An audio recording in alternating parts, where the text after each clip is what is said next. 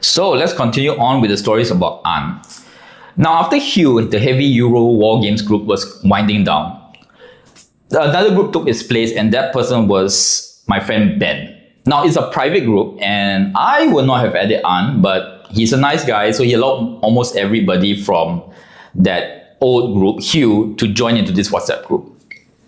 In this WhatsApp group, we arrange games, but also we sell games.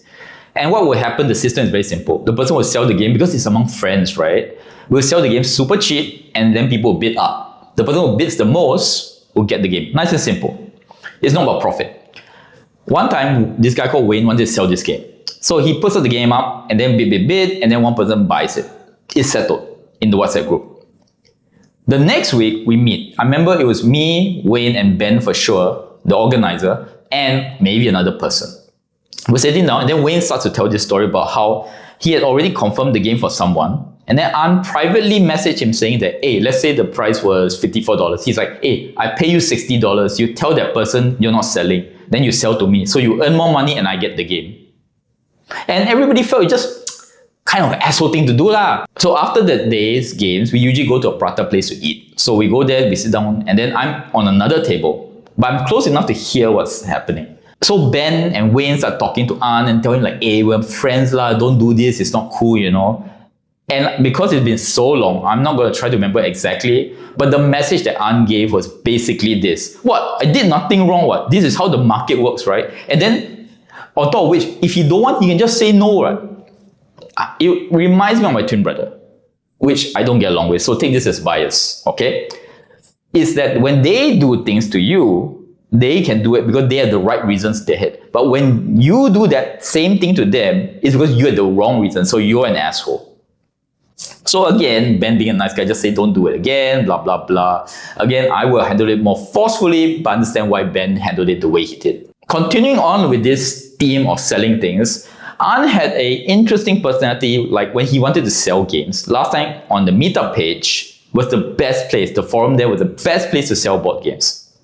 So to get a leg up, what he would put is, he would sell a game, and then one time he was selling this game was stocks and shares. And he put there, if you buy this game from him, he will give you a 1-hour lecture about stocks and shares.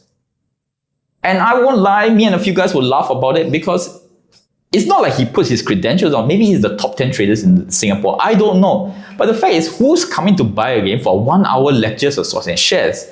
On top of which, if you don't know him, it makes it sound like when you turn out to buy the game, he would then try to sell you a financial policy. Again, kind of weird. When I was working at a board game shop, I was the writer. Now, the boss is not really a gamer, so he knows An, and he's like, hey, you should write an article on An because he's an organizer of this group, right? And I go like, I don't think so, you don't know this guy's personality. But the boss insisted. So one day I contacted An and we had an interview, short interview. And long story short, he is very adamant, like, oh, this person problem, I would just kick him out. I don't show face one. Anyone give problem, I just kick them out, and which is true. There were so many times where he don't like this person, right? Then the person would join the meetup group. He would instantly, as the organizer, kick the person out. The person would try to join kick. And don't give reasons, you know. In fact, that person would start posting the meetup like, what did I do? And An would never reply. Now, I'm also a person who tends to be quite firm about who joins, but usually I would at least give a reason one time and say, hey, here's the reason why, just leave the group. After that, then I'll ignore. But An is very forceful about it. So he gives this energy during the interview. And when I'm writing the article, I'm telling the boss, if I write this, it makes him look like an asshole. So the boss went to look at the article, he's like, yeah, maybe tone it down. But here's the problem. An's gonna read the article also. So I still have to keep the heart of it. So instead of taking no shit, I have to change words and really sit down and think. In the end, I ended up with the word discerning organizer.